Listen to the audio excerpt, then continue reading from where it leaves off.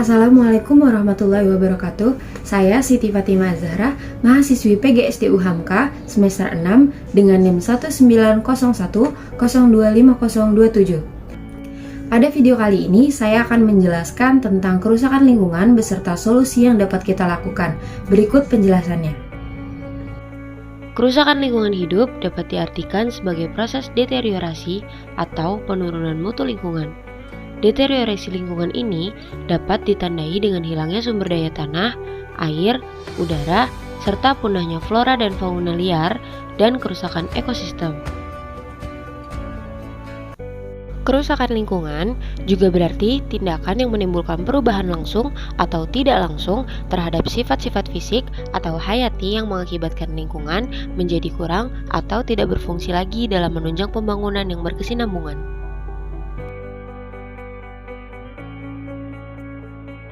Selanjutnya adalah jenis pencemaran. Pencemaran lingkungan terbagi menjadi 3 jenis, yaitu pencemaran air, pencemaran tanah, dan pencemaran udara. Pencemaran udara. Pencemaran udara terjadi karena adanya zat-zat polutan yang mengotori udara. Zat-zat polutan ini dapat dihasilkan dari penggunaan alat-alat tertentu, seperti AC, kendaraan bermotor, dan hair dryer. Selain itu, zat-zat polutan juga dapat dihasilkan dari aktivitas yang dilakukan oleh manusia, seperti membakar sampah, menggunakan pestisida, dan aktivitas pabrik yang menimbulkan asap.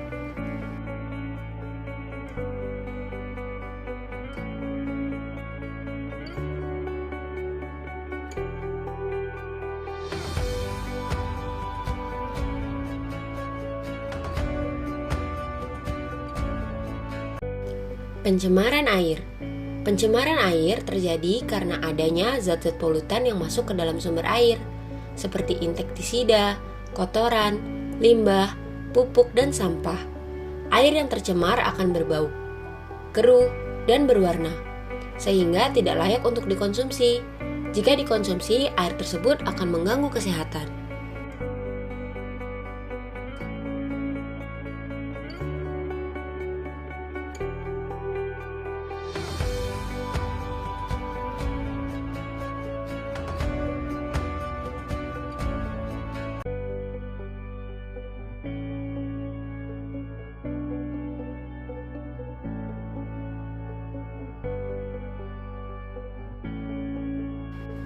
Pencemaran tanah.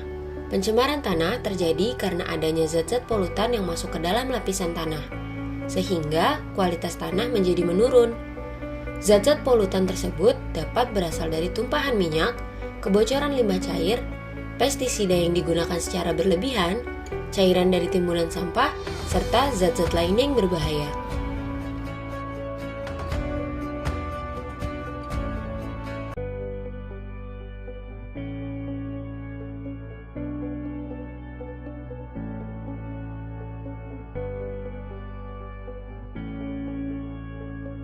Setelah mengetahui pengertian kerusakan lingkungan, kita juga harus mengetahui apa saja penyebab-penyebabnya.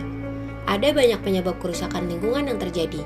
Namun, di dalam video ini, faktor penyebab kerusakan lingkungan dibagi menjadi 2 faktor, yaitu faktor manusia dan faktor alam.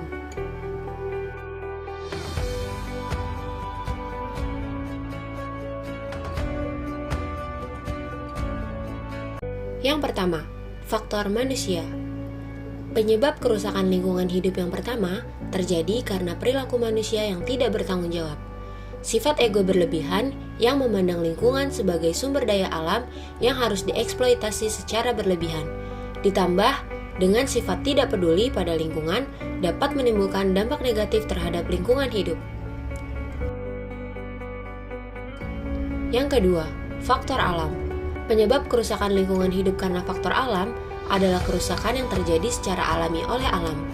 Contoh dari faktor alam adalah curah hujan.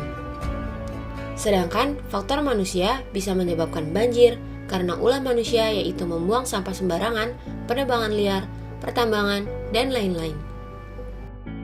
Beberapa peristiwa alam yang dapat mempengaruhi kerusakan lingkungan antara lain letusan gunung berapi, gempa bumi, tanah longsor, banjir, badai, angin topan, kemarau panjang atau kekeringan, dan tsunami.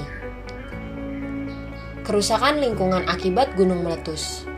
Gunung meletus adalah peristiwa keluarnya endapan magma dari dalam perut bumi yang didorong oleh gas bertekanan tinggi yang terjadi pada gunung-gunung berapi.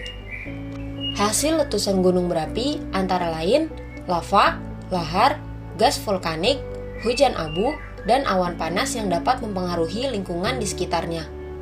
Bentuk kerusakan lingkungan yang dapat diakibatkan oleh meletusnya gunung berapi antara lain material padat yang dilemparkan oleh gunung api berupa batuan kecil, hujan abu vulkanik, lava panas, dan awan panas.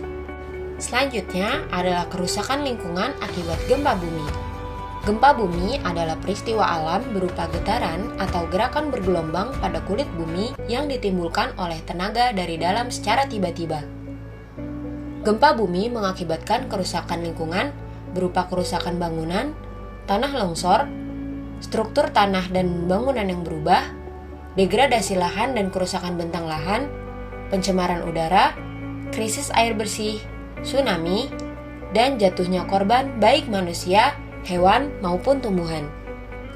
Selanjutnya, kerusakan lingkungan akibat tanah longsor.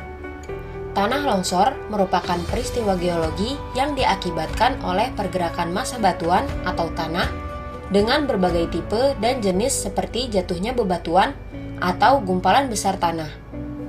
Tanah longsor dapat diakibatkan oleh erosi karena gerusan air pada kaki lereng yang curam, melemahnya lereng dari bebatuan, dan tanah akibat saturasi yang diakibatkan oleh hujan lebat. Getaran dari gempa bumi, gunung meletus, maupun mesin dan lalu lintas kendaraan, serta dipicu oleh minimnya pepohonan pada tebing-tebing curam. Tanah longsor mengakibatkan kerusakan lingkungan seperti kerusakan bangunan, kerusakan lahan pertanian, memutus jalur transportasi, krisis air bersih, hingga jatuhnya korban. Selanjutnya, kerusakan lingkungan akibat banjir. Banjir adalah peristiwa terendamnya daratan oleh air yang berlebihan. Banjir mengakibatkan kerusakan mulai dari kerusakan fisik, terkontaminasinya air bersih, membunuh tumbuhan yang tidak tahan air, dan hewan, pencemaran lingkungan, penyebaran penyakit, hingga bencana susulan seperti longsor serta jatuhnya korban. Selanjutnya, kerusakan lingkungan akibat badai dan angin topan. Badai, angin topan, angin puting beliung, angin ribut, dan sejenisnya adalah bencana alam yang disebabkan oleh pergerakan udara yang sangat kencang dan dipicu oleh perbedaan tekanan udara. Bencana ini mengakibatkan kerusakan lingkungan berupa robohnya bangunan dan pepohonan, rusaknya area pertanian dan perkebunan, dan tingginya ombak di laut. Kerusakan lingkungan akibat tsunami. Tsunami adalah perpindahan badan air yang disebabkan oleh perubahan permukaan laut secara vertikal dengan tiba-tiba. Tsunami dapat diakibatkan oleh gempa bumi yang terjadi di laut, letusan gunung berapi bawah laut, atau longsor di dasar laut. Tsunami meninggalkan kerusakan lingkungan di dalam laut berupa di sekitar pantai. Kerusakan-kerusakan tersebut diantaranya adalah rusaknya terumbu karang dan lamun, kerusakan fisik di sekitar pantai, serta jatuhnya korban manusia. Dan yang terakhir merupakan kerusakan lingkungan dari akibat kekeringan. Kekeringan adalah kurangnya pasokan air pada suatu lokasi yang berlangsung secara berkepanjangan dan umumnya terjadi pada musim kemarau. Kekeringan dapat menimbulkan kerusakan lingkungan berupa kerusakan lahan pertanian dan perkebunan, menurunnya kualitas tanah, hingga matinya organisme. Bencana alam yang menyebabkan kerusakan lingkungan, beberapa di antaranya murni karena proses alam, sehingga terjadinya mutlak dipengaruhi oleh faktor alam tanpa campur tangan manusia. Namun, pada beberapa peristiwa alam, seringkali secara tidak langsung terkait juga dengan aktivitas yang dilakukan oleh manusia. Sebagai contoh, bencana banjir dan tanah longsor yang kerap kali menjadi imbas dari aktivitas manusia yang tidak ramah lingkungan. Pun pada bencana alam, kekeringan yang bisa dipicu oleh aktivitas manusia yang menyebabkan kurangnya air yang terserap sebagai cadangan air di dalam tanah.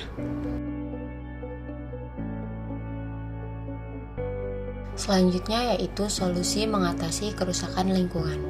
Solusi atau cara mengatasi kerusakan lingkungan juga harus diperhatikan. Berikut diantaranya. Yang pertama, menghentikan deforestasi. Untuk mengurangi dampak buruk dari degradasi lingkungan, menghentikan deforestasi sangat penting untuk sistem lingkungan kita. Kita tidak dapat menebang atau membakar pohon karena pohon menyimpan gas rumah kaca, menghasilkan oksigen, bukan habitat alami bagi banyak hewan dan tumbuhan yang dapat terancam punah jika hutan ini dihancurkan. Kampanye penghijauan yang ekstensif harus diluncurkan untuk kepentingan perlindungan lingkungan. Dampak positif selanjutnya dapat kita lakukan melalui upaya reboisasi atau penghijauan. Yang kedua yaitu peraturan pemerintah. Pemerintah memerlukan intervensi dan pengaturan kerangka kerja setiap kali ada masalah yang mengarah pada degradasi lingkungan yang signifikan. Pemerintah menetapkan pajak yang tinggi untuk kegiatan yang membahayakan planet kita dan mendukung perilaku ramah lingkungan dengan subsidi keuangan. Ini juga akan memaksa industri dan orang-orang swasta untuk menghindari kegiatan yang mengarah pada degradasi lingkungan. Yang ketiga, denda dan hukuman untuk pembuangan ilegal. Juga harus ada denda tinggi untuk pembuangan ilegal untuk mengurangi konsekuensi ekologi yang merugikan.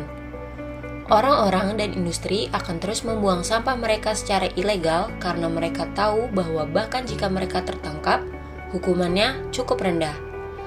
Oleh karena itu, menaikkan denda untuk pembuangan ilegal akan meningkatkan insentif untuk membuang sampah di tempat pembuangan secara resmi. Yang keempat, mengurangi tingkat konsumsi. Sudah menjadi penting untuk mengurangi tingkat konsumsi kita. Masyarakat kita yang maju selalu mengupayakan barang elektronik, smartphone, pakaian paling trendy, dan lain sebagainya. Namun, perilaku ini menyebabkan penipisan sumber daya yang besar dan produksi limbah yang berlebihan. Kita harus menurunkan tingkat konsumsi kita secara signifikan untuk menghindari konsekuensi ekologi yang merugikan.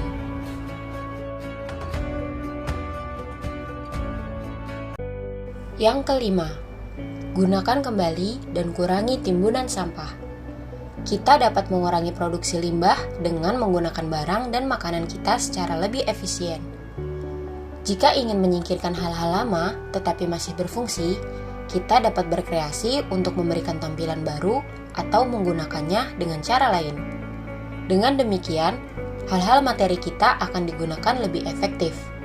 Jika tidak dapat digunakan lagi, pisahkan dan berikan untuk didaur ulang.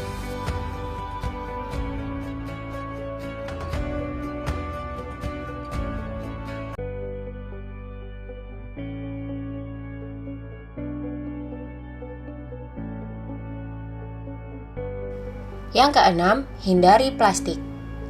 Sampah plastik adalah masalah lingkungan yang paling besar dan mengarah pada polusi plastik yang signifikan dan degradasi planet kita. Untuk mengurangi sampah plastik, hindari membeli barang dengan pembungkus atau kemasan plastik. Hindari menggunakan kantong plastik sekali pakai, gelas plastik, piring plastik, wadah, peralatan makanan, dan lain-lain yang terbuat dari plastik. Sebaliknya, bawalah barang-barang sendiri yang dapat digunakan kembali dan dapat digunakan beberapa kali.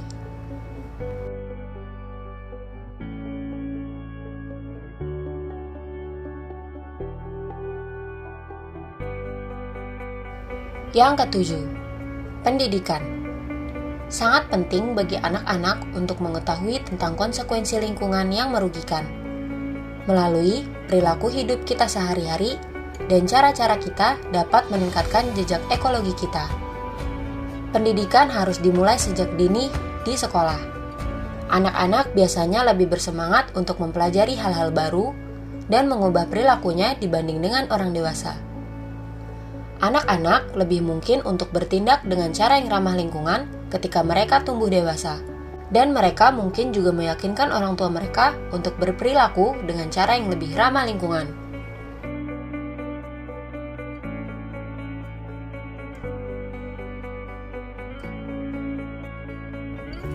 Itulah tadi penjelasan tentang kerusakan lingkungan beserta solusinya. Semoga dapat memberi wawasan kepada teman-teman semua.